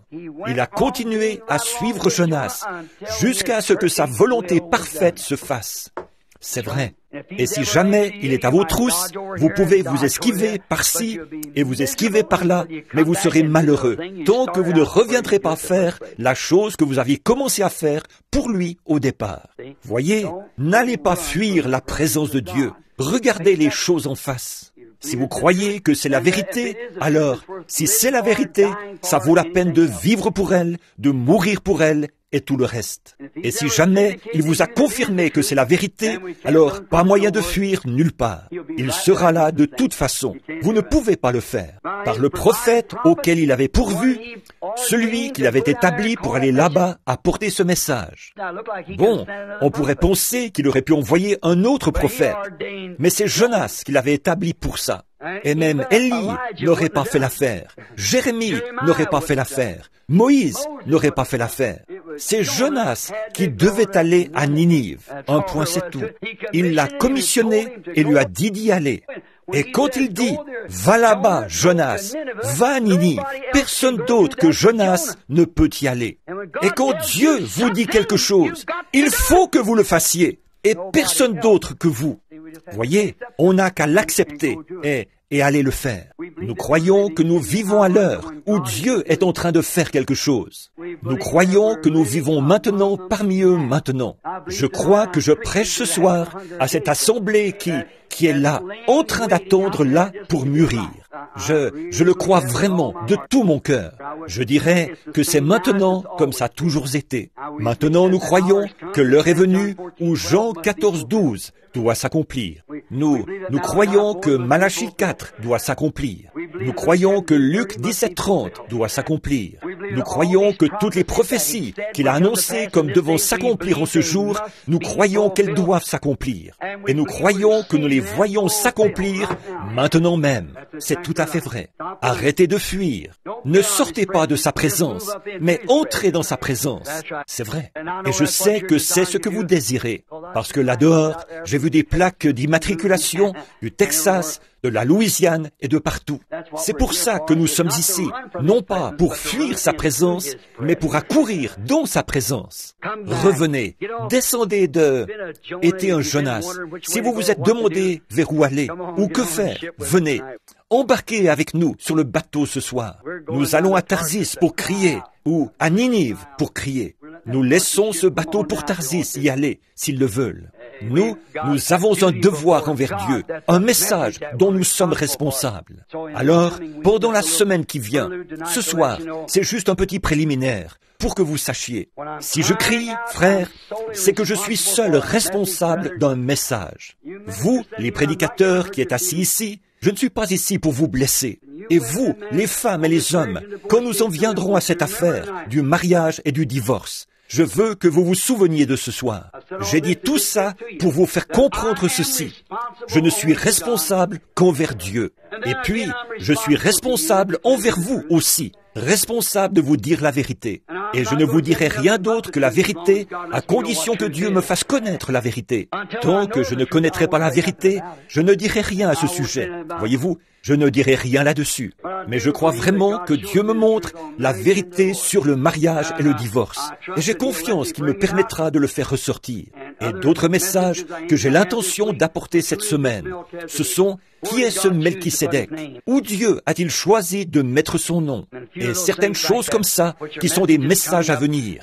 Et les douleurs de l'enfantement. Et certains autres dans le même ordre d'idées. Et pour compléter, un homme qui choisit son épouse. Et certaines choses, ces messages-là, je voudrais en parler cette semaine. Mais je voudrais seulement que l'Assemblée, eh bien, s'il y avait un prédicateur ici, mes frères, je ne suis pas ici. Je ne veux pas que vous ou certains de vos membres retourniez dans votre église en disant « Frère Branham a dit ceci et cela ». Je suis lié par un message qui m'a été donné par le Dieu Tout-Puissant. Comme je me tiens ici ce soir, et Dieu sait que c'est vrai, que tout près d'ici, au bord de la rivière, il y a peut-être ici des gens qui étaient là, quand l'ange du Seigneur est descendu là, et qu'il m'a dit ce qu'il m'a dit, en 1933, tout près d'ici, en descendant la rue Spring. Si vous n'êtes pas d'ici, suivez la rue tout droit. C'est au coin de la rue Spring, là où vous arrivez à la rivière. C'est là que c'est arrivé. C'était en 1933, ce qui fait qu'il doit y avoir dans les 32 ans de ça. Oh, ça fait 32 ans. Et de voir comment, depuis ce jour-là, il a fait arriver ça, chaque chose. On est sorti pour apporter le message, et on a vu les malades guéris, les aveugles et les infirmes, et les boiteux et les estropiés et tout. Et on a même vu des morts, dont le décès avait été constaté, être ressuscités d'entre les morts. Des gens mourir et être ramenés à la vie, et toutes ces choses. Si un message est proclamé, il y a des signes et des prodiges. Et on verrait encore cette même école de pensée là qu'on avait. Ça ne venait pas de Dieu. Dieu n'a pas besoin de... Dieu cherche à attirer votre attention sur quelque chose. Et alors, quand Jésus est sorti, il s'est mis à guérir les malades, à faire des grandes œuvres et tout. Jésus l'a fait, et Moïse et Jésus l'ont fait, et les autres aussi. Et quand il était ici, il l'a fait. Et il fait la même chose aujourd'hui. Quand il envoie une réunion comme ça, des réveils, qu'il entreprend une réunion sur la terre, et qu'il se met à faire de grands signes et des prodiges. Et puis, que vous voyez revenir ce même enseignement d'avant, il y a quelque chose qui cloche quelque part. Il y a quelque chose de nouveau qui vient. Quand Jésus est venu, après, c'est un bon rabbin. Il pouvait aller à n'importe quelle chaire et prêcher quand il guérissait les malades. Ils aimaient bien la voir là. Mais un jour, quand il s'est assis et qu'il a dit « Moi et mon Père, nous sommes un ». Oh frère, il n'a plus été tellement populaire après ça. Quand il a dit « Si vous ne mangez ma chair et ne buvez mon sang, vous n'avez pas la vie en vous-même. Mais celui qui mange ma chair et qui boit mon sang a la vie éternelle, et je le ressusciterai au dernier jour. » À partir de ce moment-là, il n'a plus été tellement populaire. Il disait « Cet homme est un vampire, cet homme est un Belzébul. » C'est pour ça qu'il a pu faire ces choses-là. Il peut dire la bonne aventure. Il regarde dans leur esprit et il perçoit leurs pensées. C'est un diseur de bonne aventure. Mais ce que c'était, c'est qu'il était la parole de Dieu manifestée pour cette heure-là. Et il était lié par le devoir. Il a dit, je fais toujours ce qui est agréable à mon Père. Que Dieu nous aide à faire la même chose, à faire ce qui est agréable au Père. Et j'espère que vous comprendrez. Et si vous n'êtes pas d'accord avec moi sur ces messages et ces choses, j'espère que vous n'oublierez pas et que vous aurez au moins assez de respect pour voir que j'ai une responsabilité et que je ne vais pas à Tarsis. Je suis en route vers Ninive et je dois crier. Que Dieu vous bénisse tous. Maintenant, courbons la tête un instant. Il est presque 21h30. Je ne veux pas vous retenir, mais j'aimerais savoir une chose, si possible, ce soir. Est-ce qu'il y en a ici qui ne sont pas exactement où ils devraient être en Christ, mais vous voudriez y être, et vous désirez y être? Alors, est-ce que vous voulez juste lever la main pour dire, « Frère Branham, priez pour moi. Que Dieu vous bénisse. Regardez-moi toutes ces mains. Je suis ici, Frère Branham, pour me rapprocher de Dieu. Et si vous aviez la tête levée, moi aussi, j'ai la main levée. C'est pour ça que je suis ici. J'ai faim, tout comme vous. Mais, l'autre jour, une chose des plus glorieuses est arrivée. Et maintenant, je sais ce que je dois faire. Et je prie Dieu de vous donner cette compréhension claire. Elle est là. Là, si une question se pose à votre esprit, il faut qu'il y ait une réponse quelque part pour répondre à cette question. Ma prière, c'est que Dieu vous fasse voir la réponse à cette question pendant ces moments. Si vous êtes malade, puisse Dieu vous guérir. Nous allons avoir des services de guérison pratiquement chaque soir, je pense, et nous allons prier pour les malades. Nous ferons tout ce que nous pouvons pour vous aider, et vous faites tout ce que vous pouvez pour nous aider. On travaillera ensemble, confiant que Dieu nous donnera de glorieuses réunions. Maintenant, Dieu notre Père, ces quelques paroles entrecoupées, mais elles sont entre tes mains maintenant. Seigneur, elles ont été prononcées, je devrais en répondre. C'est comme, ces mots ne pourront jamais s'éteindre. Ils continuent à tourner autour de la terre. Ils sont enregistrés, et un jour, j'y serai confronté de nouveau. J'en suis conscient, Seigneur, et je le dis avec une profonde sincérité. Dieu bien-aimé, ce soir, je prie pour chacun de ceux-ci, tes enfants. Et, ô Dieu, je veux croire qu'avant la fin de cette semaine, ils comprendront que la question qui les préoccupe tant ce soir sera réglée. Accorde-le, Seigneur. Il y en a ici qui ne te connaissent pas encore comme leur Sauveur, Père, ou qui n'ont peut-être jamais été remplis du Saint-Esprit. Que ce soit fait ce soir. Seigneur, je ne peux remplir personne du Saint-Esprit, pas plus que je ne peux sauver qui que ce soit. Je peux seulement leur dire ce que tu as dit. Heureux ceux qui ont faim et soif de la justice, car ils seront rassasiés. Et je te prie, ô Dieu, de créer une telle faim dans leur cœur. Beaucoup, Seigneur, forcément qu'ils ont faim. Sinon, pourquoi est-ce qu'ils feraient des centaines de kilomètres sur des routes verglacées et tout, et à travers la pluie dans les montagnes, et à travers les déserts, pour venir dans un petit bâtiment là, au coin de la rue. Et alors, je repense à ce que tu as dit. En quelque lieu que soit le cadavre, là s'assembleront les aigles. Nourris-nous, Seigneur, de ta manne divine. Donne à nos âmes ce dont nous avons vraiment besoin. Nous avons soif de toi, Père. Nous sommes entre tes mains maintenant. Et que le glorieux Saint-Esprit qui est descendu sur la montagne là-bas l'autre jour, qu'il sature, je te prie, chaque cœur qui est ici de sa bonté, de sa miséricorde et de compréhension. Père, nous sommes conscients que c'est de ça que nous avons besoin, c'est de comprendre. Car si nous ne savons pas ce que nous faisons, comment pouvons-nous savoir le faire? Mais il nous faut de la compréhension. Comme Daniel le disait, il avait compris par les écrits du prophète Jérémie.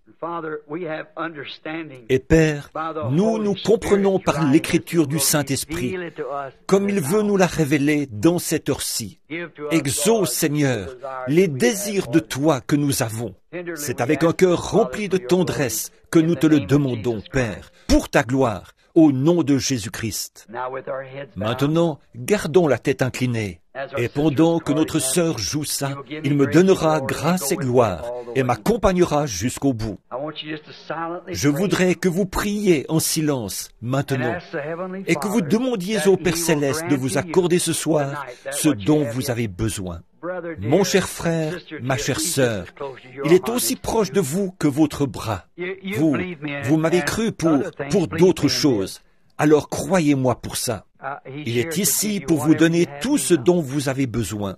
Oh, ces dernières semaines, j'étais tellement affamé, tellement assoiffé, j'avais tellement envie de vous revoir.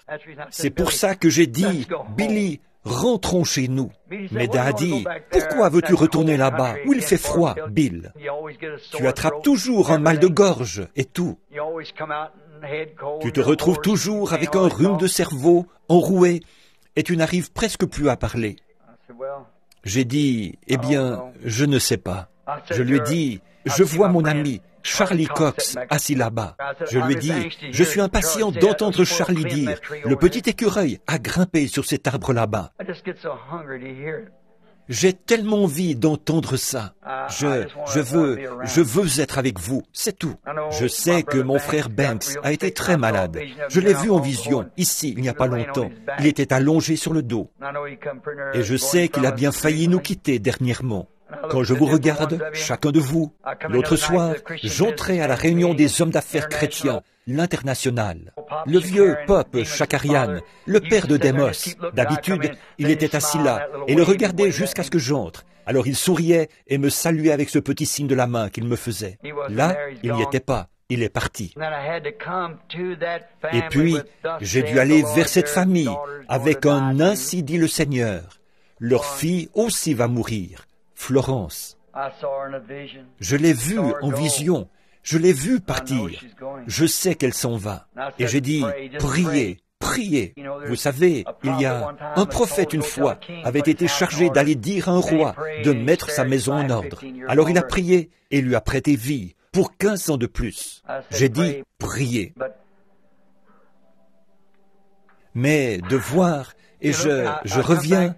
L'autre jour, j'étais assis là dans un restaurant en train de manger. Un homme s'est avancé vers moi. Il m'a dit, « Tu es bien Billy Branham, n'est-ce pas ?» J'ai dit, « Oui. » Il n'a pas dû me reconnaître à cause de ça, là, que je porte pour couvrir l'endroit chauve sur ma tête. Je portais ce petit postiche pour éviter d'attraper un mal de gorge pendant cette série de réunions. Il s'est approché de moi et il a dit, « Je pensais bien que c'était toi, Billy. » J'ai dit, « Oui. » J'ai dit, « Et toi, qui es-tu » Il a dit, « Je suis John Warman. » J'ai dit, « Comment va Zip ?» Il a dit, « Billy, il est mort. » Aïe. Je passais dans le palais de justice. J'étais allé payer ma taxe d'habitation. Et comme je passais dans le palais de justice, une femme m'a interpellé. Elle m'a dit, « Savez-vous que John est mort ?» Ou un autre nom. Ce n'était peut-être pas John, peut-être Ed ou quelque chose. Et j'ai dit, je ne reconnaissais pas la dame. Je me sentais gêné. Elle s'est rendue compte que je ne savais pas qui elle était. Elle a dit, « Est-ce que vous vous souvenez de cette nuit sombre où la rivière en crue emportait les maisons dans la rue Chestnut, quand vous avez risqué votre vie pour entrer dans une maison et en faire sortir une femme et des jeunes enfants ?» J'ai dit, « C'était vous ?» Elle a dit, « Cette femme, c'était moi. » Elle s'était mise à hurler pour son bébé. Vous connaissez mon histoire. Elle a dit, « Celui que j'appelais mon bébé, il est marié, il a une famille. » Voyez, et la voilà âgée, les cheveux gris, et moi aussi. Comme si, une par une, nos cartes étaient retirées du fichier. Quand on a des réunions, je vois que celui-ci n'est plus là et que celui-là n'est plus là. Il nous faut tous partir un jour ou l'autre. Mais frères, sœurs, il y a un lieu de rassemblement. Assurons-nous bien d'être en règle. Voulez-vous le faire? Que toute notre compréhension de Dieu et tout, que tout ça ne soit pas en vain. Croyons. Père, ils sont entre tes mains. Je suis entre tes mains, Seigneur. Si nous sommes ici maintenant, c'est seulement pour nous consacrer. Avant cette série de réunions qui va commencer demain soir, veux-tu nous aider, Seigneur? Que nos conversations soient constamment centrées sur toi. Que nos cœurs et nos esprits soient toujours fixés sur toi. Et alors, tu as dit que tu nous garderais dans une paix parfaite. Il est également écrit dans la Bible, ne t'appuie pas sur ta propre compréhension des choses. Ô Dieu, nous ne voulons pas notre compréhension, nous voulons ta compréhension des choses. Donne-nous cela, ô Dieu, et qu'un réveil vienne dans nos âmes, à tel point que ce groupe de gens sera d'un seul cœur et d'un même accord. Accorde-le, Père. Accorde ces choses, puisque nous prions dans le nom de Jésus-Christ.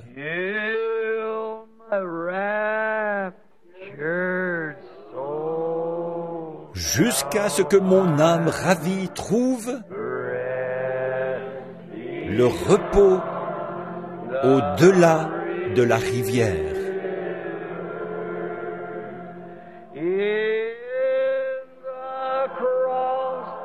Dans la croix,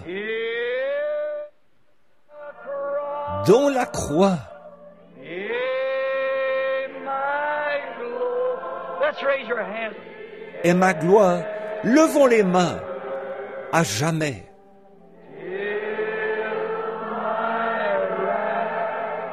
Jusqu'à ce que mon âme ravie trouve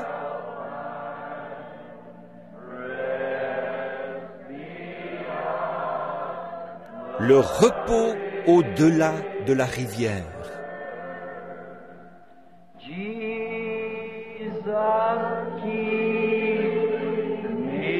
Jésus, garde-moi près de la croix.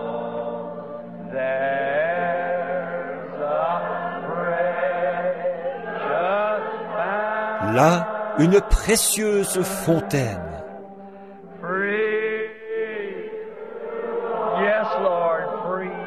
Gratuite. Oui, Seigneur, gratuite. Flot qui guérit. Coule de la fontaine du calvaire.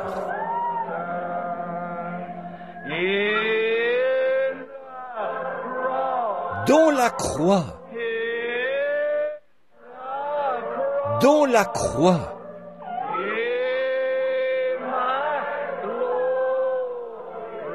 est ma gloire à jamais.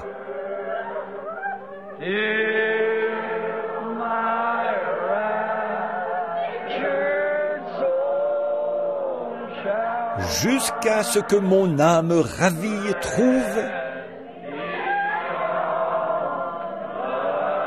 le repos au-delà de la rivière.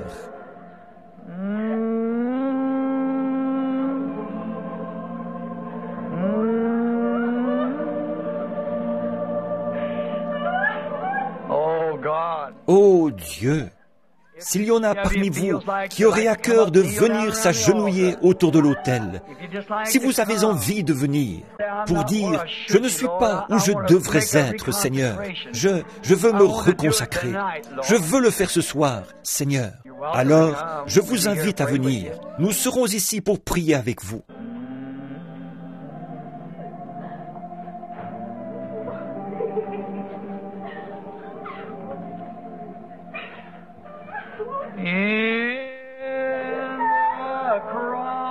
Dont la croix, dont la croix, oh, est ma gloire à jamais.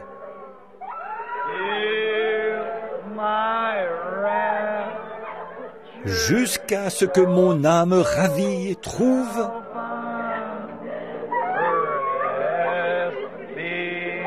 le repos au-delà de la rivière.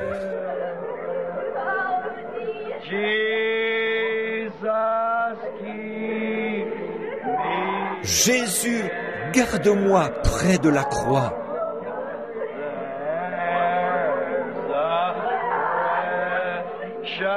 Là, une précieuse fontaine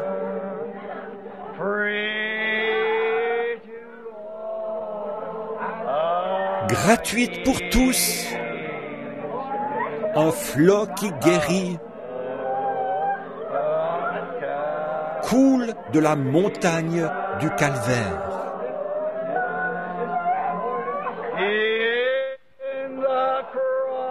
Dont la croix, dont la croix est ma gloire à jamais.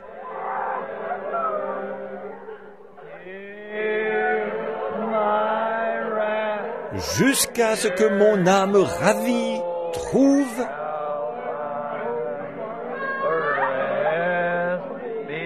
le repos au-delà de la rivière.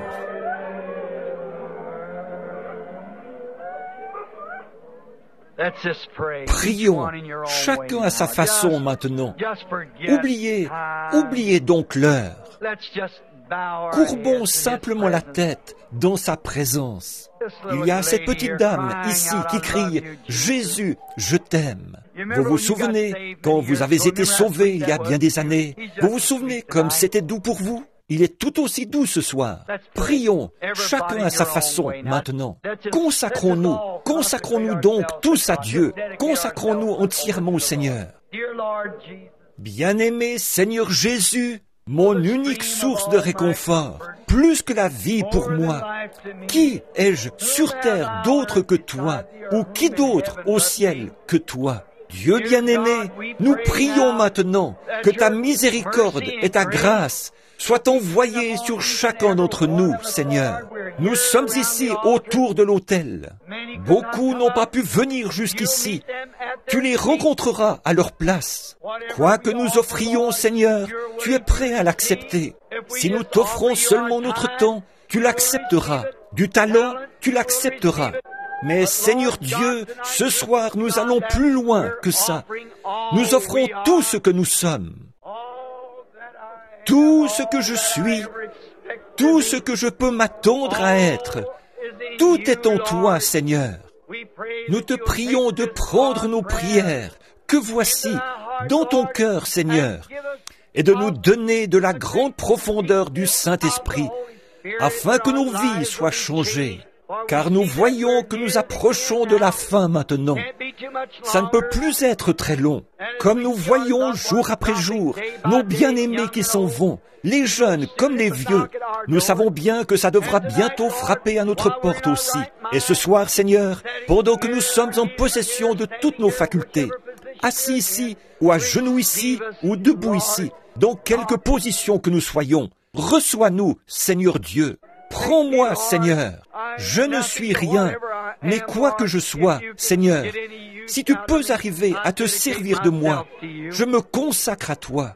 Je prie, Dieu bien-aimé, pour chacun de ceux-ci, ces braves gens pour lesquels j'ai pleuré quand je me tenais là-bas dans les montagnes de l'Arizona.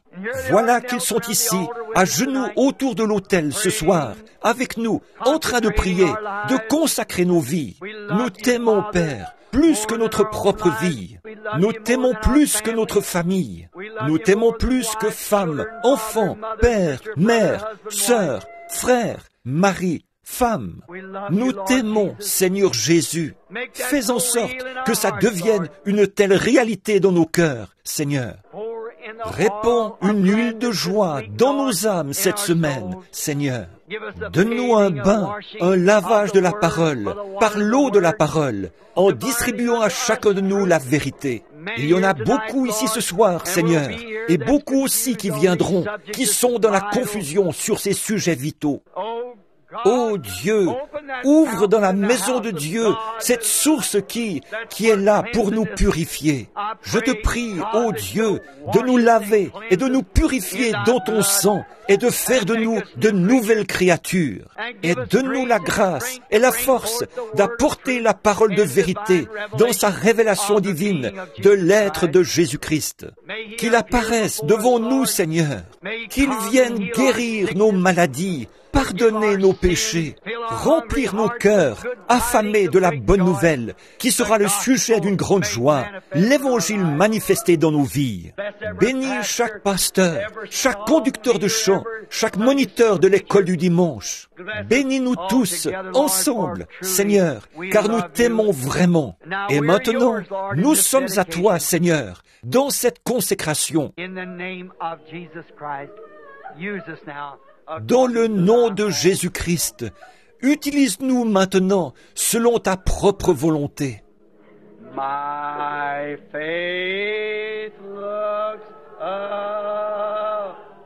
Ma foi regarde vers toi. Toi, agneau du calvaire. Ô Sauveur divin,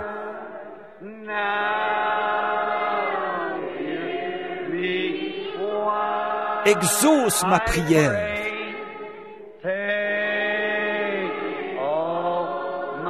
Enlève tout mon péché.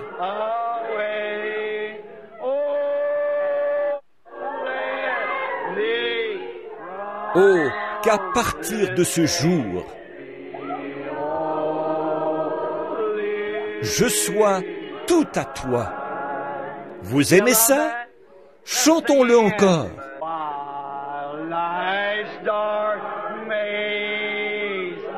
Comme je marche dans le sombre labyrinthe de la vie, et que les chagrins autour de moi se multiplient, toi, sois mon guide.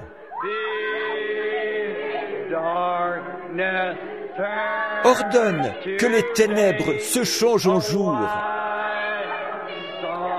Essuie mes larmes de tristesse. Et que jamais je ne m'égare. Loin de toi. Est-ce que vous ne vous sentez pas bien avec ça? Combien aiment chanter ces vieux chants? Moi, je les aime beaucoup. Pas vous? Nous marchons vers Sion. Magnifique, magnifique Sion. Nous montons toujours vers Sion, la magnifique cité de Dieu. Nous marchons vers Sion. Oh, magnifique, magnifique Sion. Nous montons toujours vers Sion, la magnifique cité de Dieu. Venons, nous qui aimons le Seigneur. Faisons connaître nos joies. Chantons ensemble d'un même cœur. Chantons ensemble d'un même cœur. Et entourons le trône. Entourons. Maintenant, levons-nous pour le chanter. Serrez-vous la main les uns les autres. Marchons vers Sion. Dieu vous bénisse, sœur. Dieu vous bénisse, sœur. Dieu vous bénisse, frère. Dieu vous bénisse, sœur. La magnifique cité de Dieu. Levons les mains vers Dieu maintenant. Oh, nous marchons vers Sion. Magnifique, magnifique Sion. Nous montons toujours vers Sion, la magnifique cité de Dieu. Nous marchons vers Sion. Magnifique, magnifique Sion. Nous montons toujours vers Sion, la magnifique cité de Dieu. Est-ce que vous ne vous sentez pas merveilleusement bien avec ça? Oh là là! Oh, levons les mains et louons-le chacun à sa façon. Seigneur Jésus, toi, la rose de Saron, le lys de la vallée, l'étoile brillante du matin, le plus beau entre 10 000 pour mon âme. Toi, mon unique source de réconfort, plus que la vie pour moi. Comme nous t'aimons, prête l'oreille maintenant, Seigneur, comme nous te remercions. Oh, comme nous te louons. Bénis-les, ô notre précieux Seigneur et Sauveur.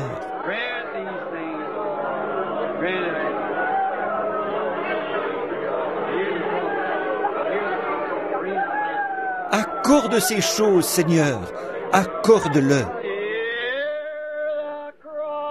Près de la croix est ma gloire à jamais. Jusqu'à ce que mon âme ravie trouve le repos au-delà de la rivière. Je ne sais pas pourquoi, mais j'ai l'impression il y a quelque chose qui est juste devant nous. Maintenant, souvenez-vous, je crois que je suis en train de prophétiser. De grandes joies nous attendent. Croyez-le, c'est vrai. Beaucoup de cœurs attristés de grands mystères seront éclaircis, et la tristesse des gens se changera en joie. Près de la croix, dans la croix, est ma gloire à jamais.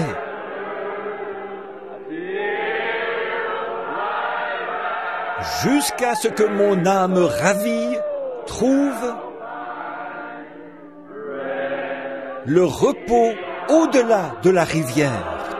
Comme Jean, il y a bien longtemps, quand il était devenu trop vieux pour prêcher. On m'a dit qu'il restait assis et qu'il criait de toutes ses forces. Petits enfants, aimez-vous les uns les autres. Aimez-vous les uns les autres. Ne laissez rien se mettre entre vous. Voyez, ne laissez rien de tel s'approcher de... Oui, peu importe de quoi il peut s'agir. Assumez-le. Nous sommes en route vers Ninive. Voyez, n'embarquez pas sur ce vieux bateau pour Tarsis, où vous n'êtes plus en communion. Avançons vers le flot des bénédictions de Dieu. Je crois que nous en aurons. Je crois à notre Père. Vous vous sentez mieux maintenant, sœur? C'est bien. C'est comme ça que j'aime voir naître les enfants, les voir percer. Je me souviens, il y a bien des années, à cet endroit même, quand je pense que des milliers sont nés, sont entrés dans le royaume de Dieu. Ici même, on était bien loin de se douter quand on était là avec seulement 80 cents en poche pour construire l'église. Oh, il a dit, moi l'Éternel j'ai planté, je l'arroserai jour et nuit, et il l'a fait, il l'a fait. Que Dieu vous bénisse.